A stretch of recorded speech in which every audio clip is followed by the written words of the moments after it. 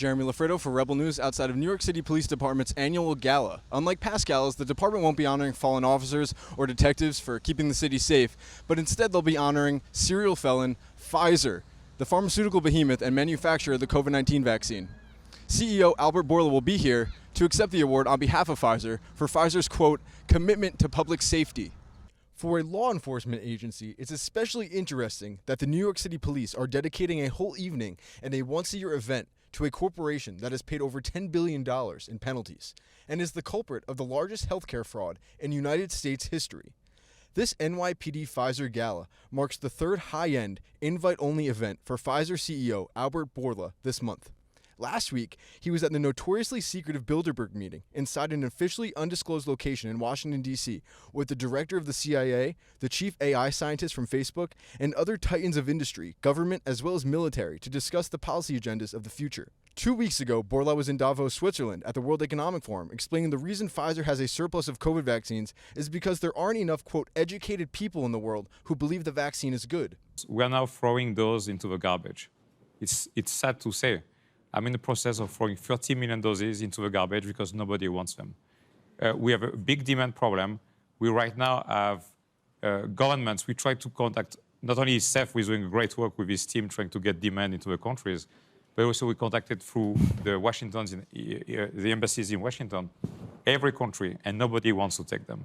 And so the change we have now is a very different situation than we had 2 years ago.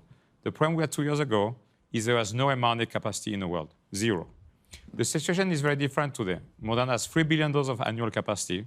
Pfizer has 4 billion doses, that's 7 billion doses, and the Chinese don't want the vaccines of mRNA. Now Bourla is here, being honored by the foundation of the biggest police force in the world. But many, thousands of NYPD detectives and officers aren't receiving a reciprocal honor from Pfizer. 5,000 NYPD officers are on the verge of being fired for not submitting to Pfizer's vaccine. Notoriously, foundations are an avenue for public organizations like police departments or public health agencies to receive money and therefore influence from the private sector. There are 3 price points for gala tickets ranging from $15,000 to $100,000.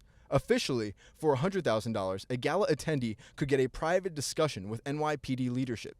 For the early evening gala, the security presence seemed paranoid and over the top.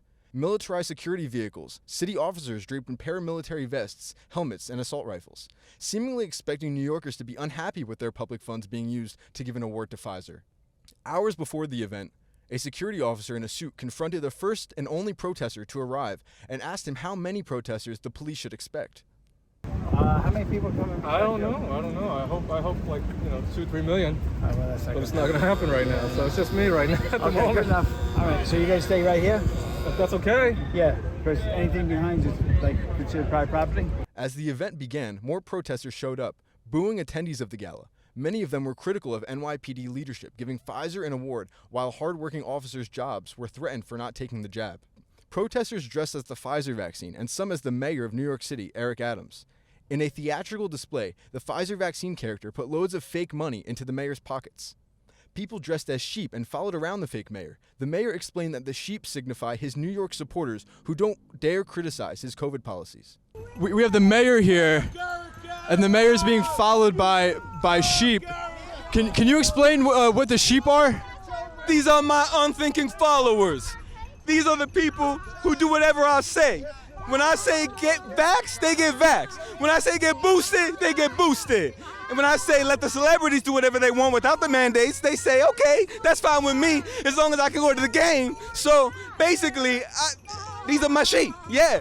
This supporter argued that the city's law enforcement agency giving an award to an organization that has repeatedly broke the wall is, quote, disgusting. Yeah, it's absolutely disgusting. I don't know why anybody would honor Pfizer Pharmaceutical. They are convicted felons. I mean, that's what the records show, right? They've been penalized for criminal stuff like lying to the FDA and misleading the public.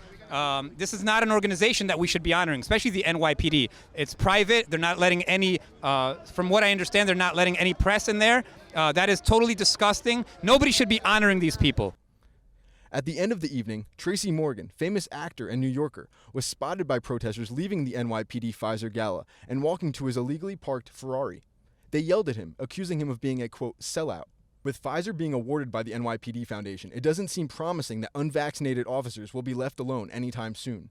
Recently, it has been reported that the city judge presiding over the city mandate case owns Pfizer stock, which has led some New Yorkers to call for the judge to recuse herself due to conflicts of interest. And days later, she did just that. Judge Valerie Caproni exited the NYC vaccine mandate case. This isn't the first time she has come under fire for less than ethical behavior.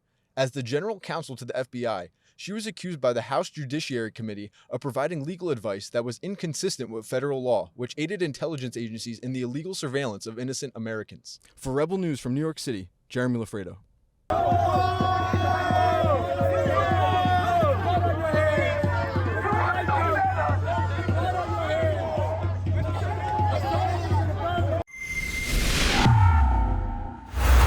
If you want to keep up to date with my reports from New York and get the other side of the story, go to rebelnews.com.